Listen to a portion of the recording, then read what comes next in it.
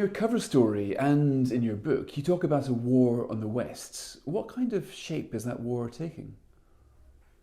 In my view, what's happening is a vicious, unrelenting, remorseless attack on everything that constitutes the West as we know it. The West's history, the peoples of the West, the culture of the West, all the institutions of the West, the traditions of the West. And this has been growing for quite a long time now. You could argue it's been growing for the best part of at least half a century. And then it has sped up massively in the last few years. And as I say in my cover story in the Spectator this week, one of the most visible things is this war on the history of the West, the war on the history of a country like Britain, so that, every single one of our institutions, from Kew Gardens to the National Trust, to the Tate, to the British Library, to the Globe Theatre, all the things that are meant to be effectively custodians of our history have actually started to wage a war on that history, so that they present our history as if there's just nothing good about it. And as I say in my cover piece, one of the many devastating things about this is that a country and a culture and a society can only be held together if, first of all, it has some agreement on its past, and secondly, it thinks that past is broadly good. Because if you don't think you were good in the past, why would you do anything in the present? Right. But is this so much different to what we had during the Cold War, for example? I mean, America was hugely divided. I remember seeing some figures recently about how many domestic bombings there were in America in a typical year in the 1960s. In Britain, you had full-on communist parties. In America, you had communist parties. In Britain, who were making absolutely devastating critiques. Well, not very effective, but they were, very much at war with capitalism, with the basics of democracy. They were. Is it really? Yes, they were. But now we've just got a few students pulling down statues. I mean, is it really worse? Well, it started with students, and as Andrew Sullivan famously said, it spilt out, and now we all live on campus. It's now gone through every corporation, every government department. It isn't just a few students anymore. There was a time when you could argue that it was, but the students left university and they went right out into the marketplace, and they had jobs to go to. One of the jokes on conservatives in recent years was that conservatives often joked in the last generation, these people doing these ridiculous degrees, they're going to go out into the real world, they'll discover there aren't any jobs for them, the market will assert itself.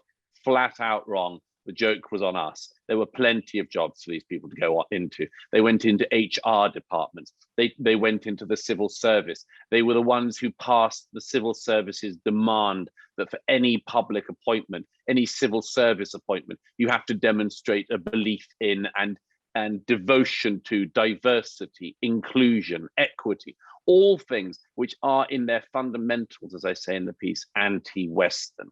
You cannot dedicate yourself to this new pseudo-ideological, pseudo-religion, because in part, everything about it is against the institutions and the history of what the country used to believe in until yesterday. So, the big difference between now and the Cold War was, first of all, in the Cold War, there was some unity because there was some recognition of a shared foe.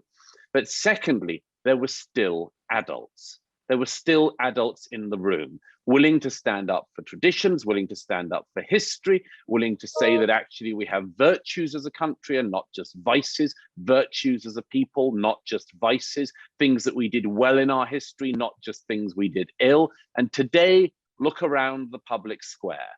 All of the adults fled the scene. Every corporation in Britain, every government department, every publishing house, everybody sees the same thing.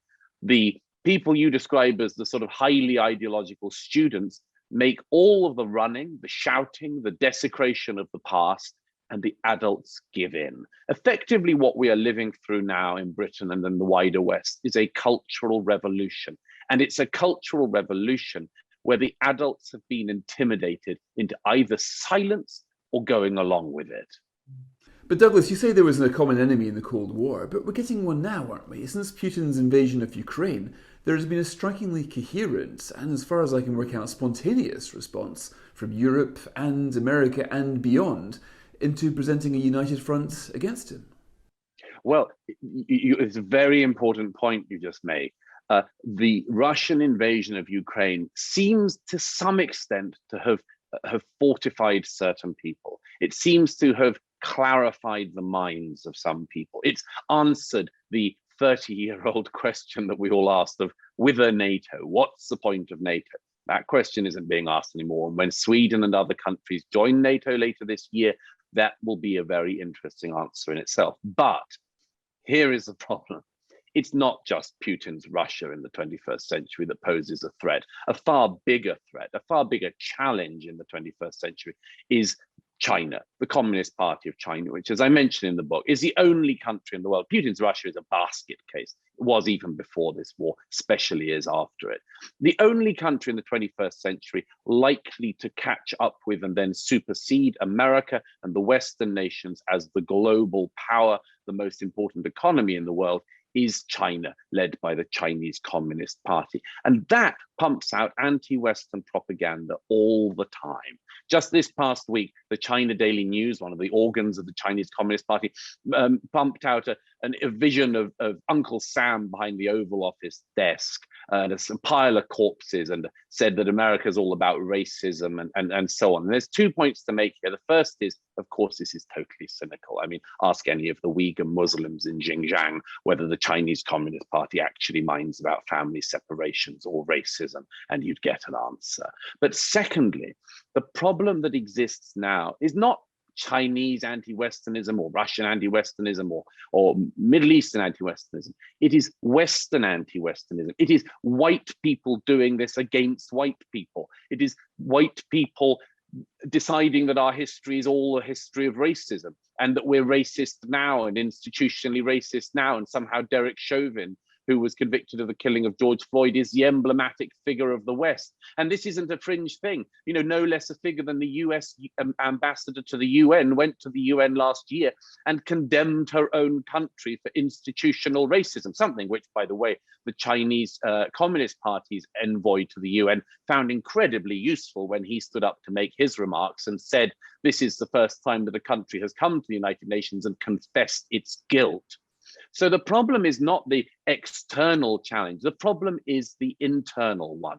The problem is people in the West who've been taught to think horribly about the West, so that our history is only a history of repression and slavery and colonialism. Our history is uniquely bad, not uniquely good. And here's the most important point in a way, and it's something I bring across not just in the book, but in my piece for Spectator this week. We have evidence for the fact that this is flat out wrong. How do we know? Because the footfall proves it. The UN published another study just in the last year, asking people around the world fleeing not just conflict, but economic deprivation, where do you want to go? What are your destinations? People do not flee to Putin's Russia. They do not flee to Venezuela. They do not flee to communist China.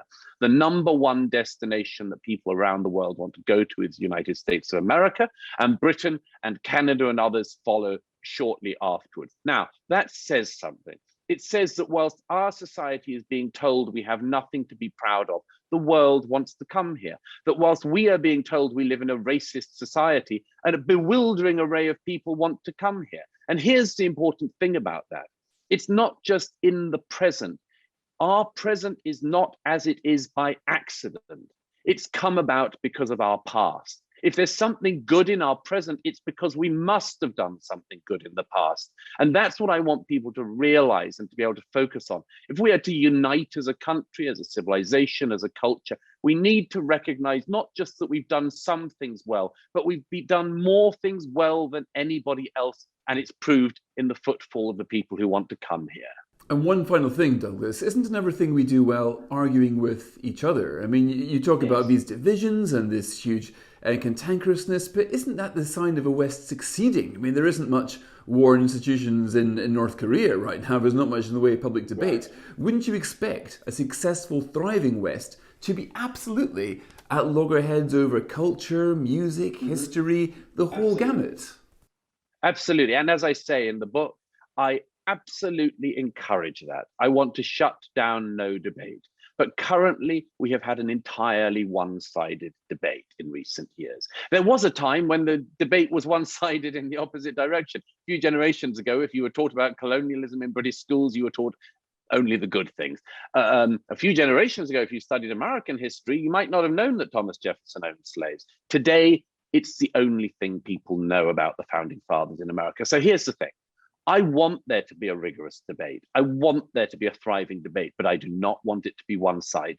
And the people who have been attacking white people in recent years and been saying racist things about white people have been a one-sided, monotone discussion, and they've got away with it for too long. The people who've attacked our culture and all of our heroes, from Winston Churchill to Lord Nelson, these people have been doing a one-sided attack on our history.